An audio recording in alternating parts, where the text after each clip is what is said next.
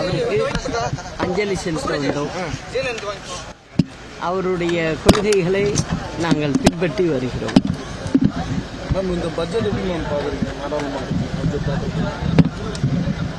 நான் நேற்றே அறிக்கை விட்டுருக்கேன். அதாவது சில இது வரவேற்கத்தக்கதாக இருக்கு, சில இது பரிசீலனை பண்ணணும்னு சொல்லியிருக்கேன். வேற அண்ணா பல்கலைக்கழக விவகாரத்தில் பத்திரிகையாளர் மேல இப்போ நடவடிக்கை எடுத்துட்டு இருக்காங்க. இந்த நடவடிக்கை எப்படி பாக்குறீங்க? எதுக்காக நடவடிக்கை எடுக்கிறாங்க பத்திரிகைக்காரர்கள் மேல? என்ன காரணம்? எதனால? வேங்கவேல் விவகாரத்தில் 3 நபர்கள் கைது செய்யப்பட்டிருக்காங்க. யார் குற்றம் சாட்டுறாங்களோ அவங்களே இப்போ கைது செய்ய நடவடிக்கை திமுக அரசு ஈடுபட்டு வராங்க. ஆமா, இதுலேருந்தே பின்னாடி யாரோ இருக்காங்க திமுகவுக்கு வேண்டியவங்கிறது தெரியுது. அதனால இது ஏற்றுக்கொள்ள முடியாத ஒரு விஷயம்தான். தமிழகம் தான் முதலிடத்துல இருக்கு அப்படின்ற மாதிரி. எங்க முதலிடத்துல இருக்கு? முதலிடத்துல அவங்க வேணா சொல்லிக்கலாம். எல்லா இடத்துலையும் போய் முன்னாடி இருந்தாங்கன்னா முதலிடம்னு வேணா சொல்லிக்கலாம். எங்களுடைய ஆட்சி காலத்தில் 2வது இடத்துல இருந்தோம். தமிழ்நாடு பின்னாடி இருந்துச்சு. 4-5 இருந்தது. அம்மா வரும்போதெல்லாம் 2வது இடத்துக்கு முந்தி வந்துக்கிட்டு இருந்தோம். இப்போ 3வது இடத்துல இருக்கு. நமக்கு பின்னாடி இருந்த மாநிலங்கள்லாம் முன்னாடி வந்திருக்கு. அது ரொம்ப வருத்தப்பட வேண்டிய விஷயம். நம்ம முன்னாடி கொண்டுட்டு வந்ததை பின்னாடி கொண்டுட்டு போயிருக்கிறது தான் இந்த திமுகவுடைய ஆட்சியில செஞ்ச விஷயம்.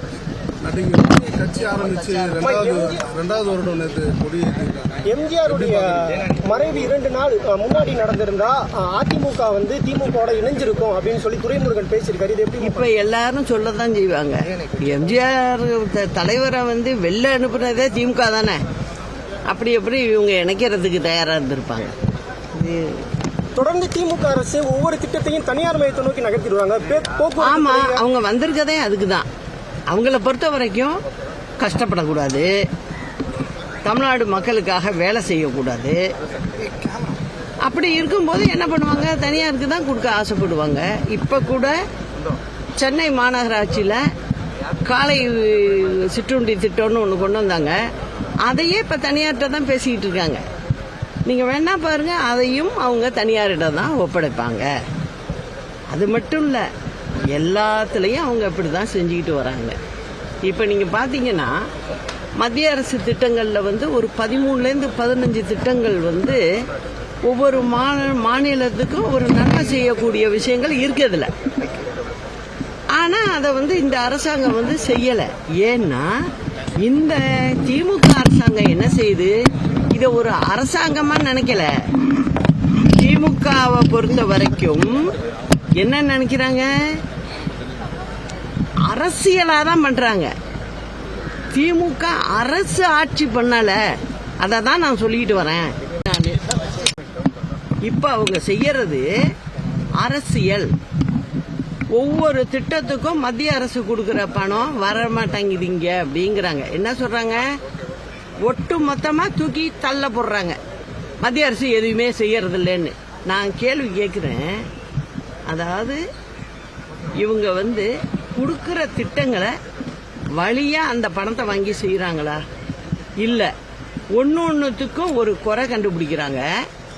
அந்த குறைய கண்டுபிடிச்சு அதை பெருசு பண்ணி மத்திய அரசு நிதியை வராம பாத்துக்கிறாங்க. இதுதான் நடந்துகிட்டு இருக்கு. இப்ப பாத்தீங்கன்னா எல்லா விஷயத்திலையும் இப்படிதான் அவங்க பண்றாங்க. நான் குறிப்பா இது எல்லாத்தையுமே கவனிச்சுக்கிட்டு வர்றேன். சில திட்டங்களுக்கு 5 வருடத்துக்கு 650 கோடி கொடுக்கறாங்க. இந்த விஸ்வகர்மா திட்டம்னு ஒண்ணு மத்திய அரசு திட்டம். அதுக்கு 650 கோடி ரூபாய் தமிழ்நாட்டுக்கு கொடுக்கறாங்க. நீங்க உடனே என்ன சொல்றீங்க? குலத்தொழில் செய்ய சொல்றீங்களா நீங்க அப்படிங்கிறாங்க. அப்படி இல்லை, எல்லா மாநிலமும் வாங்கிக்குது. இப்ப நீங்க பாத்தீங்கன்னா அதுல 650 கோடினா ஒரு வருடத்துக்கு 130 கோடி கொடுக்கறாங்க. அதுல நீங்க ஒரு தொழில் செஞ்சுக்கிட்டு இருக்கீங்க. அந்த தொழில உங்களுக்கு 5 வருஷம், எந்த தொழிலா வேணாலும் இருக்கலாம், 5 வருடம் உங்களுக்கு அனுபவம் இருக்குன்னா நீங்க லோனுக்கு போகலாம். லோன் அவங்களே கொடுக்குறாங்க. அதுல 3 லட்சத்துல 1.5 லட்சம் நீங்க திருப்பி கட்ட வேண்டாம்.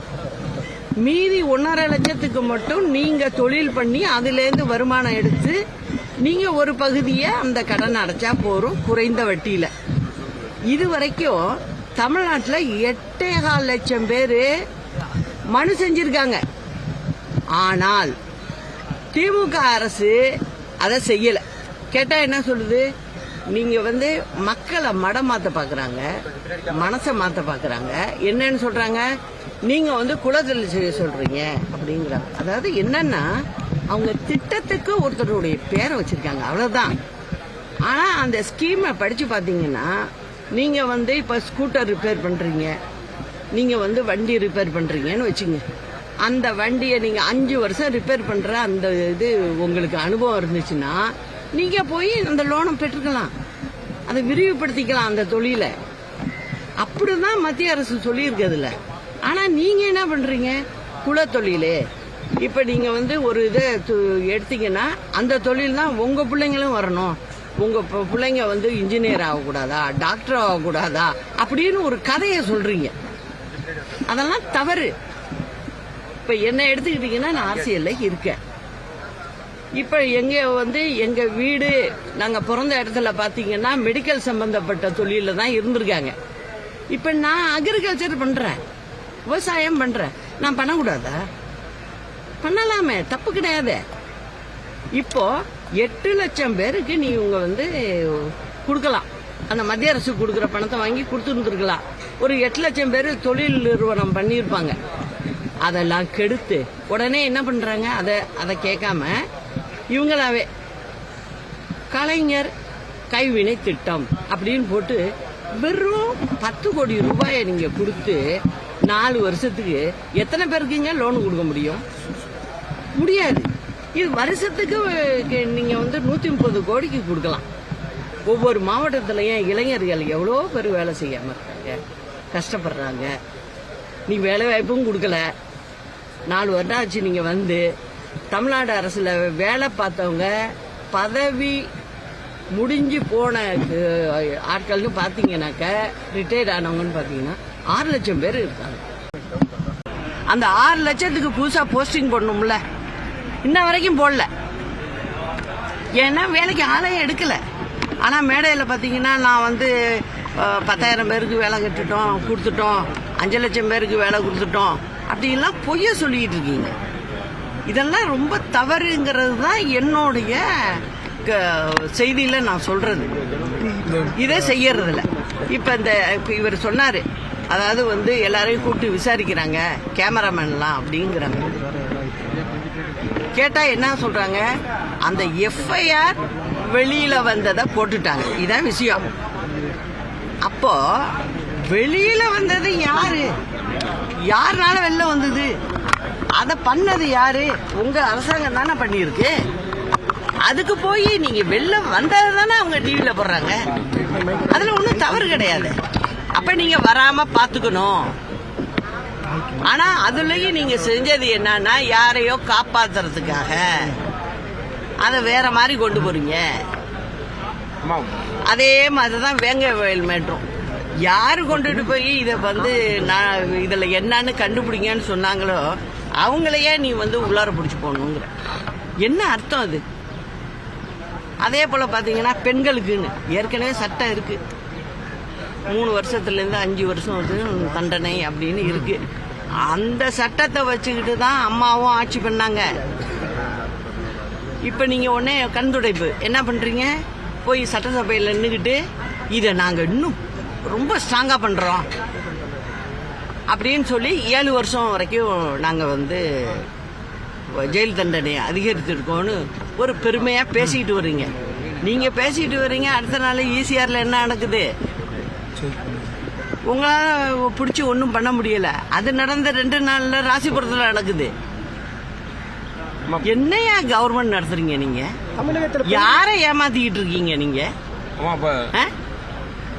இதுதான் உங்க லட்சணமா? யாருக்குமே பாதுகாப்பு இல்ல.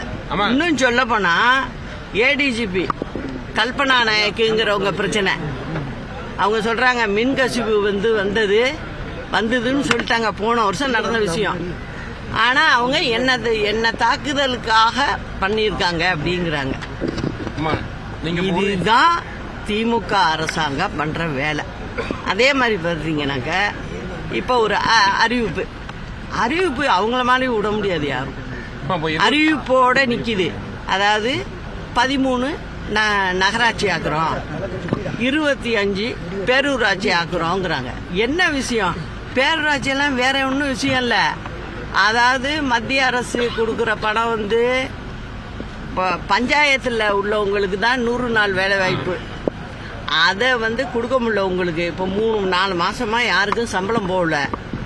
அதுக்காக என்ன பண்றீங்க நீங்க? முடிஞ்ச வரைக்கும் எல்லாத்தையும் பேரூராட்சியா மாத்து அப்படின்னு சொல்றீங்க. இது யாருக்கு புரியாது? நம்ம தமிழ்நாட்டு மக்களுக்கு எல்லாமே புரியும். அதனால இந்த திமுக அரசு இந்த 1 வருட காலத்துல இந்த மக்கள் இன்னும் என்ன பாடப்படுத்த போறாங்கன்னு தெரியல. ஆமா, இப்ப நீங்க உறுதி எடுத்தீங்கம்மா, நீங்க வந்து எல்லாம் ஒன்றிணைந்திருப்போம். ஏன்னா இப்ப நீங்க எல்லாமே மக்களுக்கு இப்ப நீங்க பேரூராட்சி மக்களும் எதிர்ப்பு தெரிவிக்க கூட வந்துட்டு இருக்காங்க. அப்ப நீங்க 2026 பொறுத்த வரைக்கும் ஒரு வந்து சரியான முறையில ஒன்றிணைந்தா மட்டும்தான் நிச்சயமாக அது நடக்கும். இது மக்களுக்காக செய்ய வேண்டிய கடமை எங்களுக்கு இருக்கு. அதை நிச்சயம் நாங்க செய்வோம். அதே போல பாத்தீங்கன்னாக்கா இந்த பரந்தூர்ல பாருங்க, பரந்தூர் வந்து நீங்க செலக்ட் பண்றீங்க. ஏற்கனவே எதிர்ப்பு இருக்கு. அங்க வந்து நீர்நிலைகள் இருக்குங்கிறாங்க. அங்க போய் நீங்க செய்யறீங்க. என்ன காரணம்? உங்களுக்கு நெருக்கமானவர்கள் நிறைய நிலத்தை வாங்கி வச்சிருக்கீங்க அங்க. அதோடைய விலை மதிப்பை கூட்டணுங்கிற ஒரே காரணத்துக்காக தான் நீங்க அதை தேர்வு செய்யறீங்க. அப்போ எல்லாத்துலயும் திமுக இந்த நாடகத்தை போட்டுக்கிட்டே இருக்கு, செஞ்சுக்கிட்டே இருக்கு. எங்கேயும் வேலை வாய்ப்பு கொடுக்கல. இது வரைக்கும் பாத்தீங்கன்னா 10 லட்சம் கோடியை போய் நெருங்குது. இந்த மார்ச் வந்துட்டா நீங்க உங்களுடைய கடன் சுமை. ஆனா மக்களுக்கு ஏதாவது போயிருக்கா? இல்ல. நீங்க நகராட்சி ஆக்குனாலும் பேரூராட்சி ஆக்குனாலும் என்ன பண்ண போறீங்க? நீங்க அங்க உள்ள வரியை கூட்டுவீங்க, மக்களுக்கு இன்னும் செமையை ஏற்படுத்துவீங்க. இதுதான் இந்த திமுகவோட வேலை. இதுக்கெல்லாம் ஒரு முடிவு வரணும்னா இன்னைக்கு அண்ணா நினைவு நாளில் சொல்றேன், அண்ணா நல்ல மனிதர். அவரு ரொம்ப எளிமையானவர், மக்களுக்கு செய்யணுங்கிற நினப்புல இருந்தவர் அவரு. அதனால நிச்சயமா அவர் நினைச்சது போல ஆட்சியை புரட்சி தலைவர் கொடுத்தாரு, அம்மா கொடுத்தாங்க. நாங்களும் அதை கொடுப்போங்கிறத இந்த நாள்ல நான் சொல்லிக்கிறேன். நடிகர் விஜய்